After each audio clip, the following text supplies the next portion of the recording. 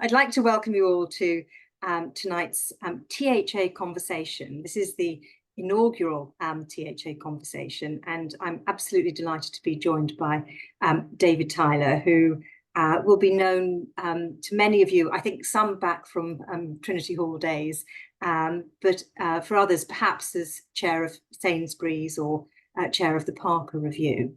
I'm Gillian Karran-Cumblerlege, and I matriculated in '82, and I'm currently the president of the THA. And we've been thinking of different ways of engaging and connecting with alumni in the UK and internationally. And so this is the first of a new format where we're simply going to hold conversations with alumni in very different fields and walks of life. And who better to start this series of conversations than David, who has had an illustrious business career, currently chair of Domestic and General, PZ Cousins, Jojo Maman Bébé, and also the Parker Review. And as I mentioned previously, chair of Sainsbury's, among a number of other roles. I think this gives us plenty to talk about tonight, and I should say, from a sort of personal perspective, I had Fidelio's chair practice, and so I'm really interested in both the business aspect, but also perhaps some of the governance themes that come from this chair role.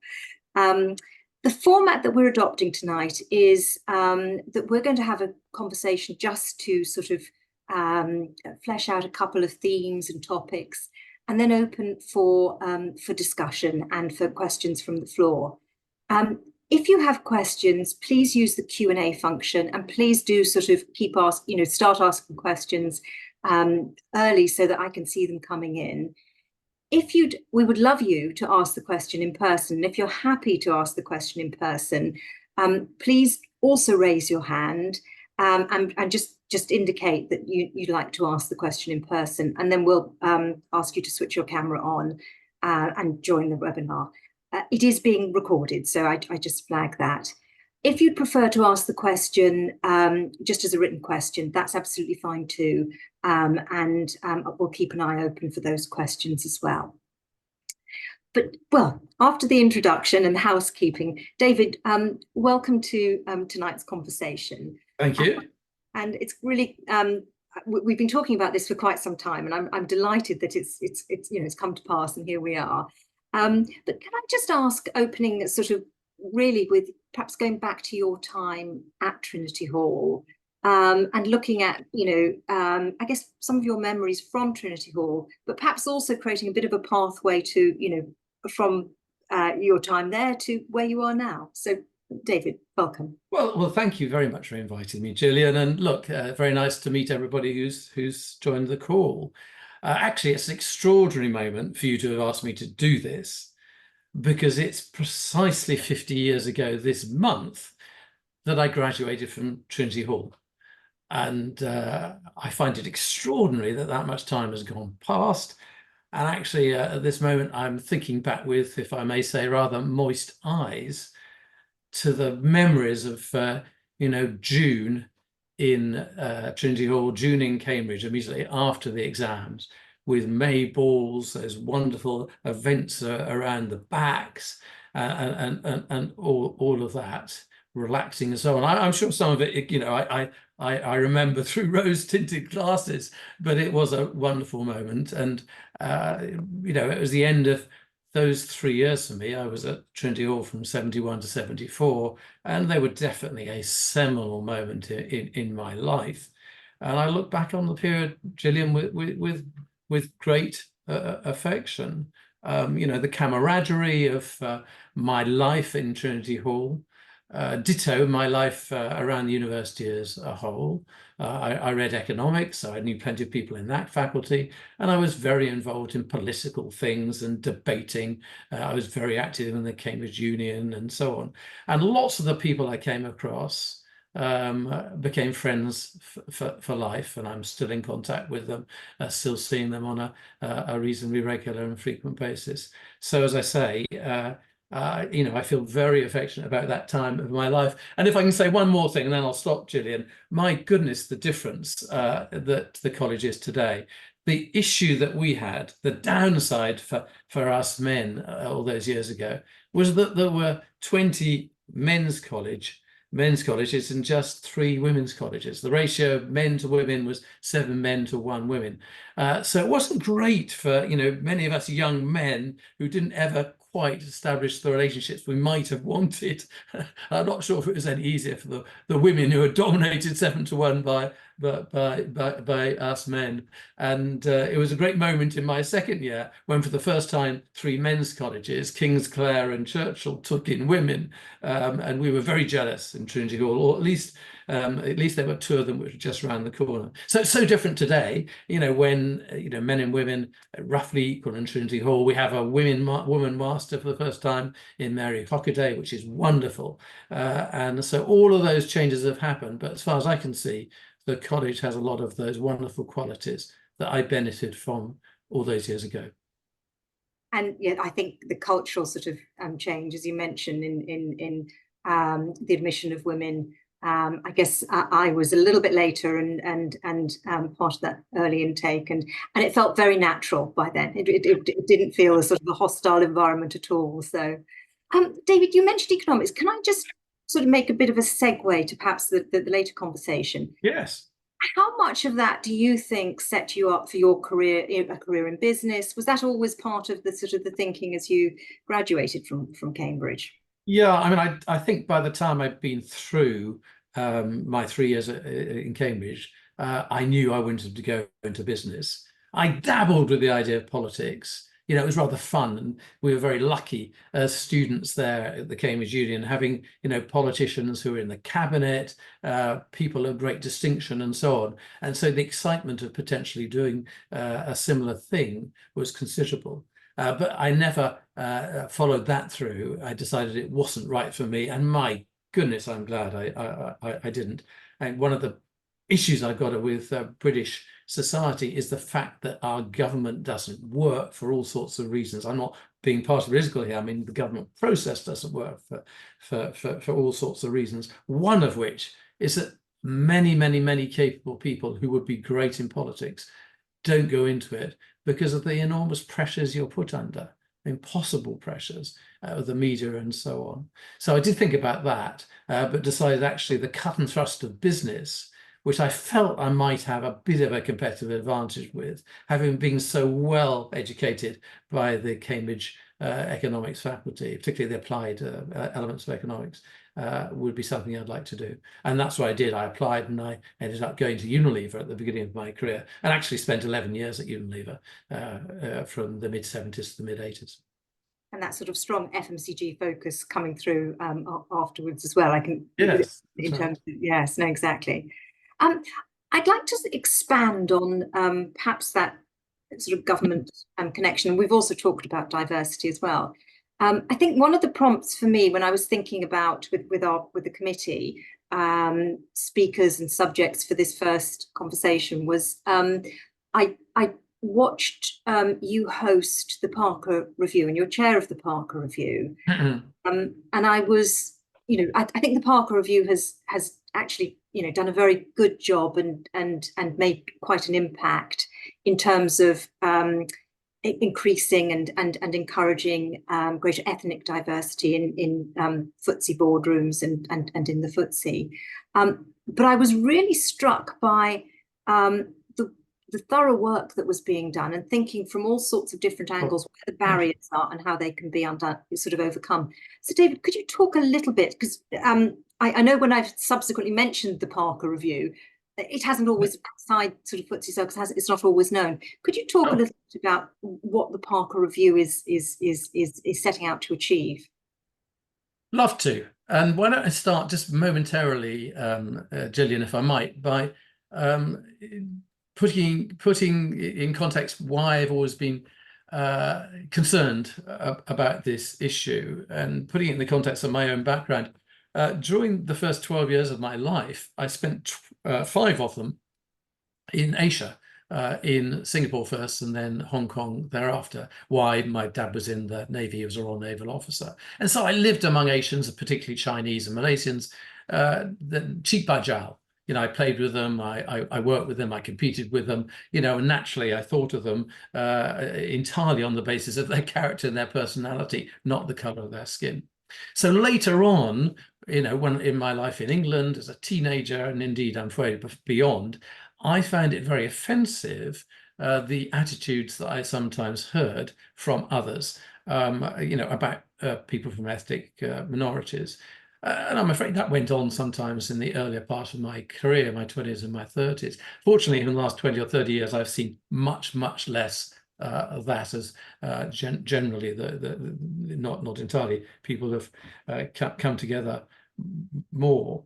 And when I became chair of Sainsbury's, which you mentioned, which was in 2009, I found myself in a place where I felt I could influence one of the very largest workforces in the UK. There are 160,000 employees, colleagues in Sainsbury's at that point. And you know, within that, there are 600 large Sainsbury's shops around the country. There still are. That excludes the small local shops that you see generally in towns and suburbs. And in those 600 shops, which I started to visit from 2009, time and time and time again, the person who was managing that store was a white male. So even in, you know, a place like Leicester or in Hackney or wherever, it was typical to see that most of the workforce, most of the colleagues might have been Asian, might have been black, but there was a white male in charge. And naturally, I was concerned about that. So were my colleagues. And we set on a whole program to try to nurture diverse talent. But yes, certainly women who in a way were considered diverse, but obviously ethnic minorities too. And over a period of time, all of those programs began to work, and you'll see more managers of the stores these days from ethnic minorities, women, and so on. So, you know, that was really good. So that was why I got involved, if you like. And then the big picture, if you like, if I take back to about that period, 2009, 2010, when I joined Sainsbury's, was there was a huge amount of work going on to get more female representation on boards. There was a target set by what was known as the Davis Report to have 25% of board members in FTSE 100 and FTSE 250 companies, the big listed companies, to be women. I signed up very early on as one of the first 7 FTSE 100 chairs to something called the 30% Club. And, you know, our objective was for women to get to at least 30%. Well, now, right now, to take you right forward to today, there are over 40% of all FTSE 100 directors are women. Things have changed there. Well, a number of us felt we should do the same thing on ethnic minorities as well. And we certainly thought that one of the problems in the boardrooms often was too much groupthink. Not enough different backgrounds there to take away that sort of natural element of simply thinking the same because there was a lot of people from the same background. You know, there are evidence from various studies, e.g. from McKinsey, about businesses doing better on both sides of the Atlantic if their boards were more diverse, both by gender and by ethnicity. And so in the end, Vince Cable, who a number of you may remember was the business secretary from 2010 to 2015 during the David Cameron coalition government, he you know, backed a new group to take the initiative on ethnic diversity forward. He asked a man called Sir John Parker to chair it, and I was asked to be his deputy. And since 2015, we put our shoulder to this wheel. So that's right, that's rather a long answer. I could get into more detail now, Gillian, if you like, but that's the background as to how this was set up. And we've had some success since then, which I could talk about if you like. Well, I would like to sort of dig just a little bit deeper. Perhaps one aspect is just kind of the progress that's been made. Yeah, sure. I mean, you've talked about sort of the progress of greater gender balance, and I mean, we as a firm have been accredited 7 times for our contribution on greater gender balance on UK boards. In some areas, I think actually the Parker Review has had greater success and obviously you're looking at sort of different dimensions. So I'd like to explore just the sort of the progress that's been made. Happy to, yeah. I mean, just in terms of simple figures, when we started, we did the review of in 2014 of the FTSE 100. the biggest 100 listed companies in the UK, and only 38 of them had an ethnic minority director at that point. In other words, 62 of those boards were entirely white. We set a target, having worked on this for 2 or 3 years and thought about various alternatives, that every FTSE 100 company should have at least one ethnic minority director by the end of 2021. And what we've seen is that number of 38 gradually grew. It was 52 in 2019. It reached 89 in 2021, which is our target year. So we're a little bit short of the 100, and then it's been 96 in the last couple of years. So we're nearly, I mean, effectively, we're there with the FTSE 100, those biggest 100 companies. And actually, if you look at all of the directors and you say what percentage of all of those directors who are in FTSE 100 companies, 19% of them today are from ethnic minorities. And that's more than the average in the UK itself. And the average of the UK is 17% if you took the 2021 UK-wide census. Now, it's a bit unfair for me to use that 19% figure, because quite a significant number of those people are nationals of other countries. You know, if you're running an international business, such as a big bank like HSBC or Diageo, selling drinks all over the world, you may well have somebody from India or South Africa or Brazil or whatever on your board, and those are included in that 19%. But as you say, we've made good progress, and in terms of as a percentage of all directors, we're getting to a good place. We do have issues, and I'm happy to say, not all, I'm prepared to say not everything is rosy in this garden. Particularly the balance of which sort of ethnicities are doing well and which aren't doing so well. And it probably won't surprise most people to know that, for example, the Indian community in the UK are doing extremely well. And a brilliant illustration, of course, of that is whatever you think of him as a politician, Rishi Sunak is there in 10 Downing Street, showing, if you like, the next generation that it's possible to get to the highest office in the land, irrespective of your skin color. So, for example, the Indian communities are doing particularly well, but the Black communities are not doing so well, particularly as it happens, people from a bit of a West Indian background rather than people from West Africa. So we're concerned about all of that within the general fact that as you kindly said, we have made good progress over recent years. Thank you. And before we sort of move on from this theme, and I would say, please do, if you have any questions, use the if you could use the Q&A function, and we'd be happy to open up the conversation. But just perhaps one more question before we leave this topic. I was very impressed by how the Parker Review broke down some of the sort of the barriers, and I think one section of the report was about having difficult conversations, that apparently the Parker Review had seen that people were perhaps fearful about having conversations about ethnicity, and therefore this was something that you tackled. Could you talk a little bit about that, sort of actually getting down into the weeds of helping overcome these obstacles? Well, the way I tend to talk about it, and the people who do much better than me, is that we in our generation, and maybe the latest generation not so much, were kind of brought up not to notice difference. If you saw somebody limping down the street, you didn't stare at him or her. If you were in a white environment and a Black person walked down, it was entirely wrong to stare at that person and so on. So we didn't want to recognize difference, if you like. And in many ways, I was totally understandable, but it wasn't necessarily the right thing to do. And particularly when I started being a relatively senior manager, I began to understand that the right thing to do was, when you're with a group of people of different nationalities, different ethnicities, different genders, obviously, to go and talk to people and ask them about their experience and their background.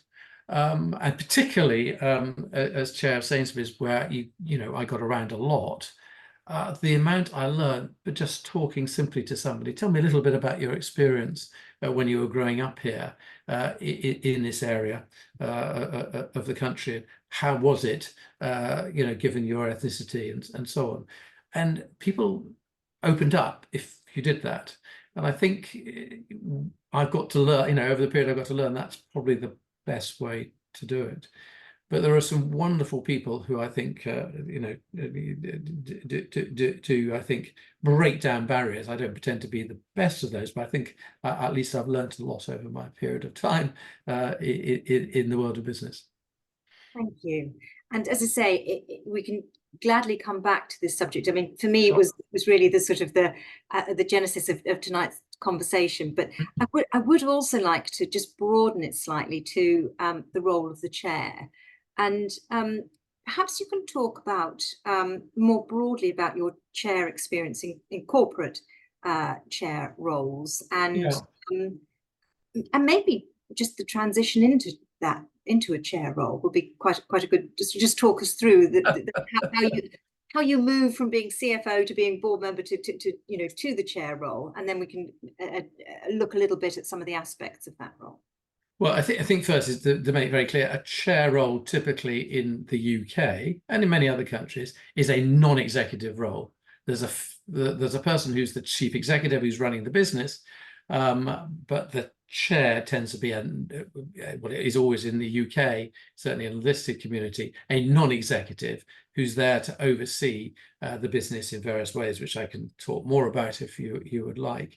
In the old days, if you like, certainly when I was earlier in my business career, certainly it was the case, when I was a director of companies earlier on in my career, the position of chairman, and nearly always was a chairman at that point, very, very few women as chair, it was seen as a rather prestigious but gentle way to sort of end your career, rather distinguished way to do so. And when I was the CFO, that was the finance director of Christie's, the auctioneer, which I was for a period of 7 years earlier in my career. That was seen in its perfected form by a man called Lord Carrington. Certainly people of my generation will remember Peter Carrington, who was the Foreign Secretary, who famously resigned because of the invasion of the Falklands, because he regarded it as his responsibility. And sometimes they say it was the last principled resignation of any politician and so on. Anyway, he was my chair there and was a marvellous patrician and very good with people and the like. But was good at the overview of the board and where the business was going. But he certainly wasn't involved in as much detail as a typical chair is today. So the position has evolved. And I could chat a little bit about that if you would like, Gillian, as to the sort of things that what one might be doing. Well, I think perhaps if we take, I mean, you mentioned Sainsbury's, but if you take, Sure.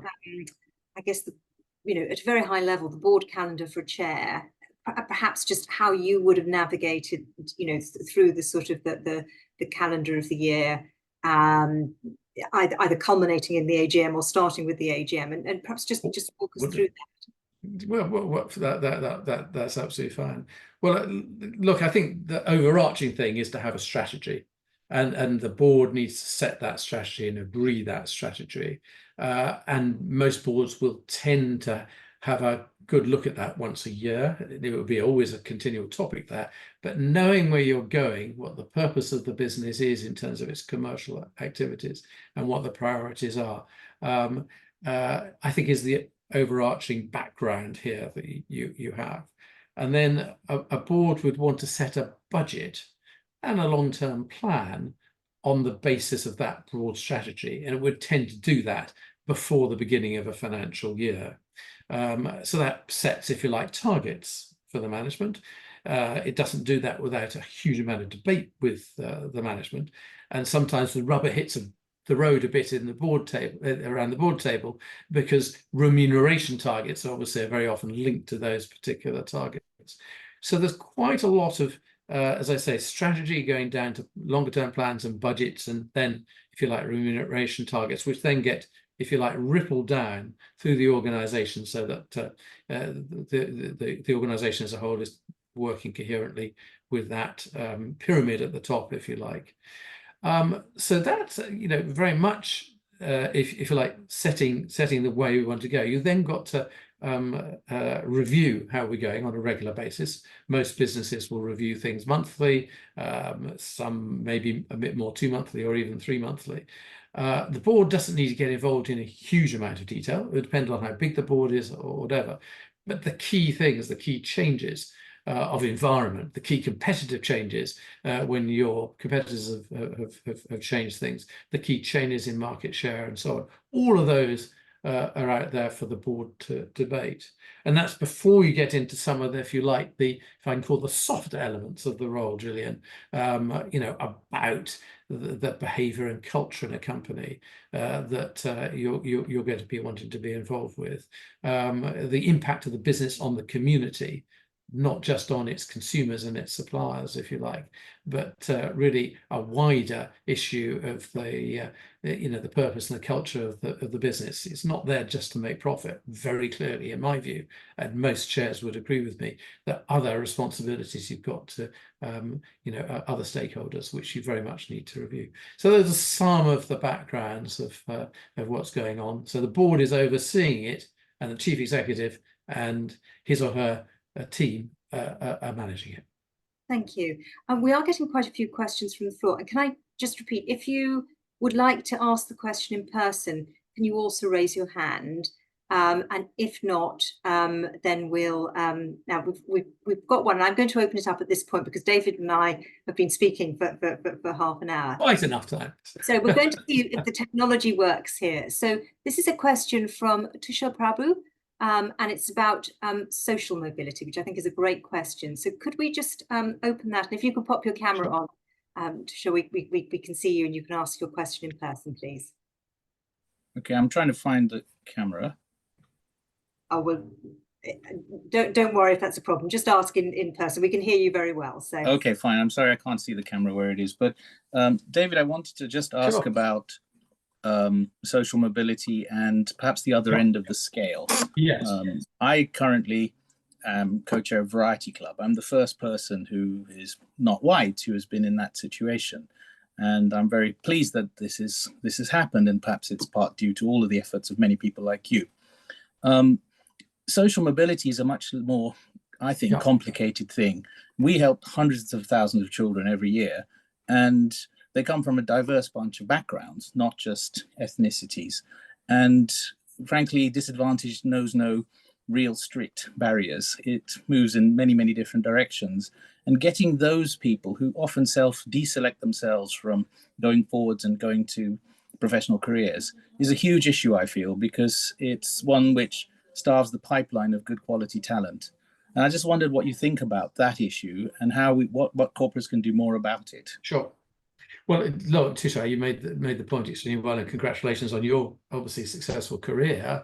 I think social mobility is an incredibly important matter, and actually, there's quite a lot of, if you like, socially deprived white communities who are not doing at all well, just as there are socially, deprived black communities. Business needs to do what it can, and there are increasing numbers of companies, and I've certainly tried to do it myself, where you're trying to actually understand what the background of the individual might be, and to some degree creating some allowance for that when you're addressing the recruitment question, and potentially ongoing assessment of the individual. An awful lot of it, of course, is about education, about motivation of the people who start from those deprived backgrounds, so that they have a chance. I know universities in particular have been working extremely hard on this. There is a proposal from the FCA and the PRA, that's the regulators of the financial services industry, to ask for all of their companies, financial services companies, to monitor this and try to do a better job of helping that community and mentoring them and the like. So it's very much on the agenda, but it's probably a little bit more difficult to grasp than the gender issue and the ethnic minority issue, which is possibly one reason why we haven't seen as much of it. I hope we will make more progress over the coming decade or two on that. Thank you. And certainly just on that point, I guess we see, we see this as being a very important topic for a lot of boards that we work with. I think the data point is that David implied is quite an important one, that gender was perhaps simpler to get one's arms around. But there's been fabulous work on gender, which, there may be lessons learned that can be transferable. I'm seeing a lot of questions coming in, and the same applies. If you would like to ask the question in person, please do raise your hand. But I'm going to go to the second question, and if I could ask people to sort of mute themselves, otherwise, yes, which is from Emily Bosley, and it's on the difference, and it's really skipping to a topic we had spoken about before, David. Yep. The difference between the role of a chair and an ed in a commercial environment and in the public sector, and just your thoughts. And we could expand beyond that, but just your thoughts on the expectations in those two roles. Yes, I mean, obviously the public sector is a very wide, it includes anything from hospitals to schools and the like, and chair of governors is obviously a very different sort of role. I mean, where it's the same, in a way as commercial companies, is where you're separating, if you like, a supervisory element of the board from the person or people, normally people, who are actually executing it. The headmaster of the school, the chief executive of the hospital, and so on. Over the years, I've noted more and more and had conversations with people in the public sector where they're saying, we would like to be a bit more like a commercial company because we think we might become more efficient that way. And I've talked to some people who are chairing, as I say, organizations such as hospitals and so on. I do not pretend business is perfect by any means, but it certainly creates an agenda. It certainly creates a determination to achieve things and sets targets and so on, which I think can be helpful in a public sector environment too, albeit there clearly are not necessarily the same rewards, for example, in terms of bonus that you might get if you're an executive in a commercial company. But overall, I'm not so sure there is that much difference for the chair himself or herself. It's a really important job. I think your question mentioned NEDs as well. Really important job to bring together the non-executive directors and the executive directors to feel they're all part of the same organization with the same responsibilities, albeit with slightly different roles. So I'm all for it, but I do accept there are differences which make it difficult sometimes for public sector bodies to do quite what we do in business. And I think if one measure or metric is being in the public glare, I think both corporate chairs and chairs of public bodies, if you think of the Environment Agency, for example, can find themselves very much in the public eye. I'm delighted that we're getting quite a lot of questions now, so I'm going to try and work through them. And the next one, I'm actually going to read it because it's quite a precise question. So organisations often respond to the challenge of diversifying their boards by saying that they operate on a meritocracy. However, this does not take into account the serious systemic isms. What more should boards be doing, not only to become more diverse, but also anti-racist? This is really going back to the work of the Parker Review. Yes, I mean, obviously our objective here is entirely to become a meritocracy, and I think of it sometimes in the light of the future of our society in a way. When if we're just talking ethnicity for a minute, the next ethnic minority generation, if you like, those in their teens today, sees that their identities are equitably represented, if you like, as chief executives and other senior positions in business and the equivalent roles in the rest of society, I think they will then be encouraged to believe that we really do value meritocracy here in this country, and that factor should help. I hope the cohesiveness of society. If I go off piste a little bit, I don't want to go too far, but I tiptoe to France, and I've seen quite a lot, and a lot of people will have done. Difficulties between people from above all North African backgrounds and those white people in France, and there it's illegal to collect the data and discuss it and deal with it, and I think that's a real mistake. Obviously the French have their particular ways, and the many other European countries are the same.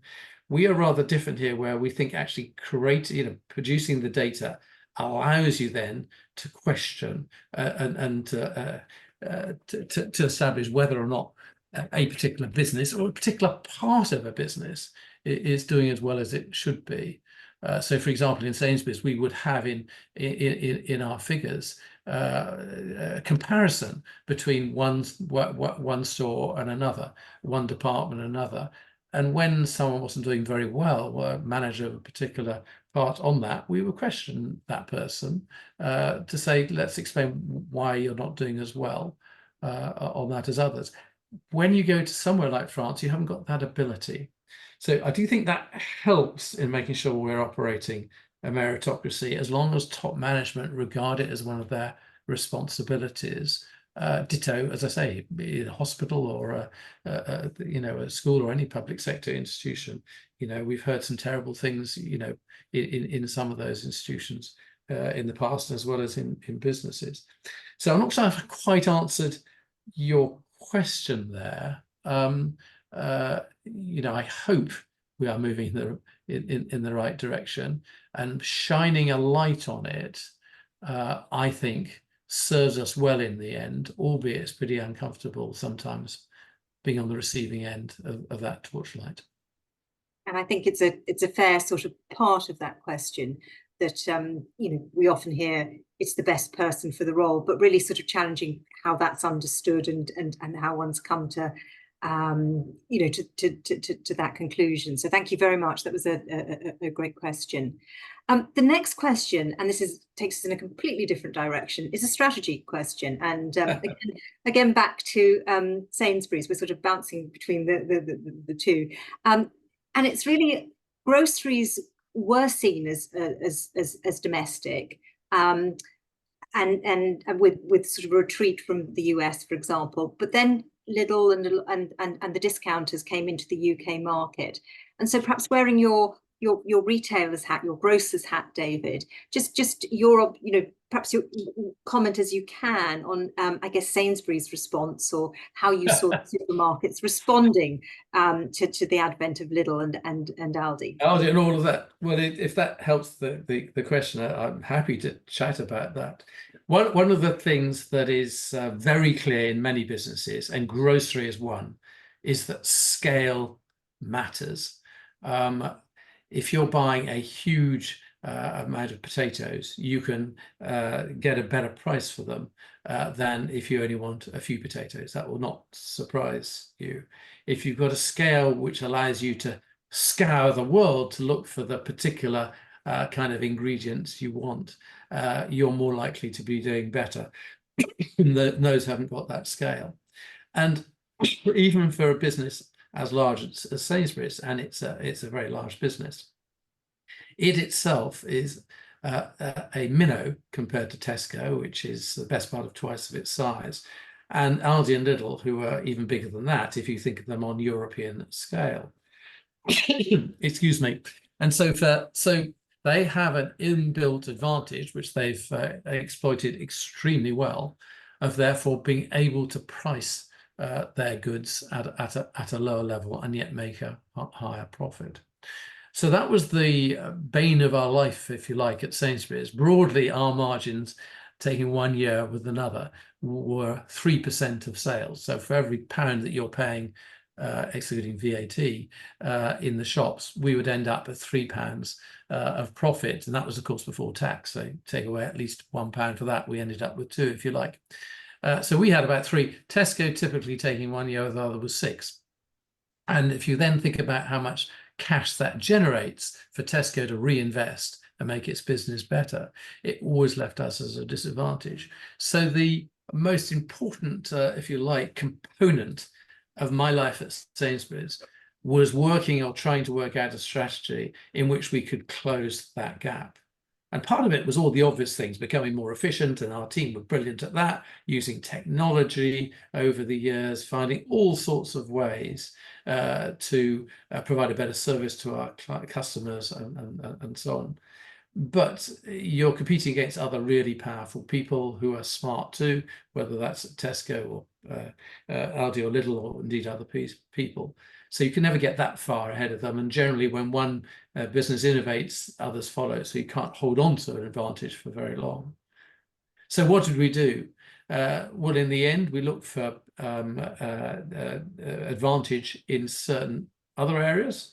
For example, at Sainsbury's, and I could talk about this, we acquired Argos and made ourselves much stronger, the strongest of the supermarkets in hard goods, if you like, everything from consumer electronics to furniture and so on that Argos sells. So we acquired that business, which is an interesting long story, but I won't go further on.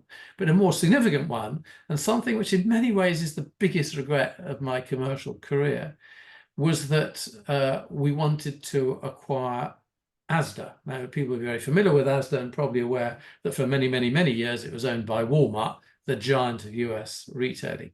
But we came to an agreement with Walmart in 2018 that they would sell it to Sainsbury's. But of course, it was subject to competition authority clearance. And the competition authorities gave us short shrift and didn't allow it to happen. We warned the competition authorities and we said to people in general, if you don't let us do this, we will never be able to compete on equal footing with Aldi and Lidl and Tesco, and it will create a more competitive environment. Might seem odd, but that's what we're saying. By taking one out, it would be more competitive. And we said if we didn't do that, the alternative would be you will find in a period of time that the 2 other big supermarkets, Asda and Morrison, will almost certainly be in the hands of private equity. Competition authorities won't stop that happening because there wouldn't be a competition issue. And they would be over leveraged and they wouldn't be as powerful as they are today. And they effectively, we'd have a reduction of competition. But the competition authorities weren't allowed to look at that because of the way they're set up. And effectively, we lost out. And what happened? Within 2 years, quicker than we thought, we found Asda in the hands of one private equity business and heavily leveraged, lots and lots of debt. And then we found Morrison in the same condition, also leveraged with a lot of debt. So what you're seeing today is those 2 businesses not being nearly as competitive as they were before. Tesco, Aldi and Lidl rubbing their hands together because this has happened. And Sainsbury running itself well because it's number 2 in the market, but still not making that much money. So sorry, that's a very long answer to the question. But if you like, gives an indication of some of the strategic issues that a big business has and what I was trying to do with others there to tackle that. Thank you. And there are further questions coming through which take us further and deeper down that route. But right. Okay. I'd like to come back perhaps to the role of the chair. Yes, of course. And we've got a great question here, which is also about strategy. And the question posits, should a chair start with the people and then set the vision and strategy? Or should they set the strategy and then build the team to deliver that? I know it's a bit chicken and eggy, but maybe just that relationship between board composition and strategy. Yeah, well, I think it's a very good question. I mean, I always start with what market are you in? You know, are you in pharmaceuticals or are you in, I don't know, whatever it might be, alcoholic drinks or whatever it is, and why are you there? What's your what's the competitive advantage? What is allowing you to make a profit? And then I'd be asking the question, how is that market likely to be changing in future? And what would we need to do in our business to make sure we're at the forefront of that and becoming more competitive. And from that would lead on to decisions about, well, then, if that's likely to happen, what sort of people do we need? Do we need more people who are technologists, or people who really understand data and can manipulate it, or people who are brilliant marketeers, or whatever it happens to be? So that's the way I would be thinking about all of that. Now, of course, most businesses already exist. A chair arrives and he or she has to start by assessing people against those sorts of criteria. But sometimes there is it's very difficult for people who've been in a business for some time and made decisions about the fact that Joe Blow is the right person to be the marketing director and Jane Smith is the right person to be the CFO.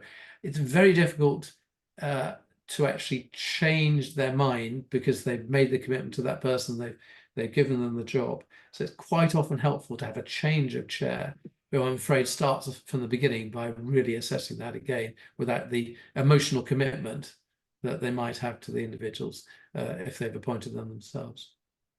David, the UK is one of the, I guess, toughest markets. You talked about the division between executive and non-executive, and so I think now there are very, very few executive chairs. There are a few in the FTSE, but yeah, very, very few. But yeah, the UK has also been quite tough on tenure and has really yeah, tightened up that previously the chairs were sort of exempt from the 9-year tenure, but now that's absolutely, and that starts to tick even if before they were in the chair role. Just your views on the importance both of the division between executive and non-executive, and the tenure point for chairs. Well, I think it's fundamental. I think the most important corporate governance change that has been made in my lifetime, an awful lot has changed, as you will know, Gillian, because you follow it so closely, is that there had to be a separation of powers in a listed company with an independent chairman from the chief executive, to ensure above all that there were two ways of looking at it. There were two leaders, if you like, who could look at things in different ways. And if there's a problem with the chief executive, the chair, above all, with his nose, with her nose, should be out there assessing that there's a problem and seeing that. It's very interesting, you think about the American Constitution, which I always go back to, with the separation of powers being fundamentally there. And essentially, maybe it's not working terribly well over the last couple of decades because of that, but over the centuries, it's worked extremely well. What's interesting is, despite the brilliance of American business, they haven't had the same commitment to a separation of powers at the top of their business. Very often the same person is chief executive and chair and so on. And I think that's a mistake by the Americans, and they are generally, as you know, Gillian, moving in our direction. So I think that's the key thing. This issue about a tenure, you cannot go on for longer than 9 years. I can tell you that there are some people who lose their independence within months of arriving and are, if you like, potentially the tool of a powerful chief executive. There are others who might have been there for 15 years in the old days who were just as tough and independent and questioning as they were on the day they arrived after all that time. However, I do understand, as investors, you are concerned about what tends to happen. You get comfortable, you don't reassess, you don't continually rethink things. And so for there to be a governance rule to say there has to be a limit, I kind of understand and back it, albeit I realise that human nature does not work in simplicities like this. And so there are obviously exceptions that arise more often than one would like to hope. Thank you. And can I just sort of expand that question a little bit to, you talked about chairing private and or public bodies and listed companies. Can you just talk a little bit about private equity? Because obviously there's a very large part of the economy are privately held companies, and private equity is a large part of that. Just the role of the chair in that context. Well, I think it's really interesting. Again, talking about the span of my career, private equity was really small back in the mid-1970s when my career started 50 years ago. Today is absolutely massive, and the value of the stock exchange has not gone up, which is the value of all the companies that are listed, whereas the value of the companies that are privately owned, very often by PE firms, has gone up enormously. And there are various reasons with that which we could talk about. But above all, you know, in a PE company, there tends to be a small board who are hugely hugely focused on what they might call the equity story. How we're going to get the value of our shares up from what it starts at let's say £1 per share, to £3 or £5 or whatever it is. And they'll have very clear set of criteria that they're trying to follow. And very often they work, very often they don't. It's not magic. And it tends to be a relatively small group who are more aligned themselves to this period of maybe 5 years or 7 years or whatever it happens to be, to make that change, to achieve this huge gain, if they possibly can, of the value of the business. They don't imagine the business going on and on forever. If you're the chair of, for the sake of argument, Sainsbury's, because I was there, you imagine that business going on, if not forever, for a very, very long time. It's not being run to sell in a few years, you know, in 5 years' time. That's very different around the board table of a PE company way of thinking, you know, about how you're going to create value in that relatively limited time. So they tend to be smaller. They tend to be dominated by the major investors. The investors are on the board, and they're very clearly making the call in the boardroom. And that's very different from listed companies, because, of course, listed companies, the investors have delegated those responsibilities to individual directors, which is why effectively we have this firm corporate governance. Those individual directors are governing on behalf of the shareholders who are not sitting in this room. So again, I can go on. I think I probably don't want to overdo that discussion to bore people, but anyway, there's a whole lot of interesting stuff there.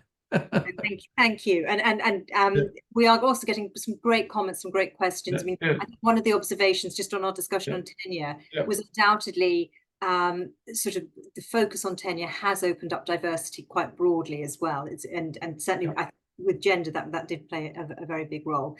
And there's some great questions about education, which I don't think we can probably go into at the top of the hour. But I did want to, as we sort of approach the top of the hour, I did want to ask David one very topical question, which is just about the role of the chair politically. I mean, we've got a general election coming up in the UK, and this can be a very sensitive area.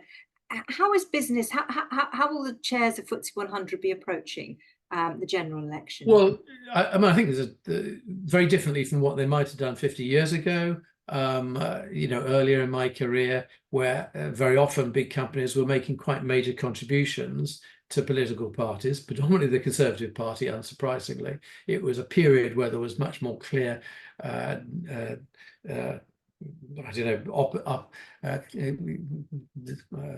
conflict, if you like, simply between unions and Labour, and we had the start go and all of that. This is pre-Thatcher, and then things began to change, obviously, in Thatcher and beyond.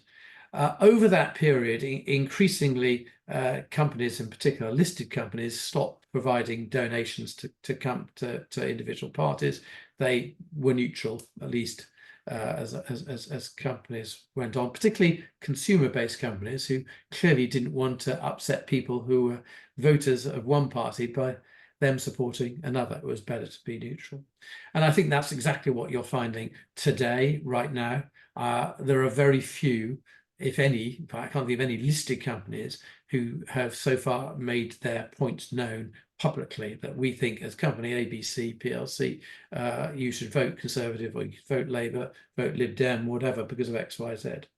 But how are they influencing it? Well, chairs and chief executives and others are talking to representative bodies. The CBI is the best known. That's gone through a bit of a difficult period in recent years, as people know, but it's still out there making its points to government. Individual industries, whether it's the British Retail Consortium or the people involved in pharmaceuticals, are making their points to both Labour and Conservative and other parties, and that's how they're influencing things. What I would say is a bit of a segue, if you like, Gillian, is that the time in my life as a chair where it became most hot was during the Brexit referendum. I'm perfectly happy to say, and it's on record, that I was a very strong Remainer, and I would have loved it if Sainsbury's had agreed to go out and say that.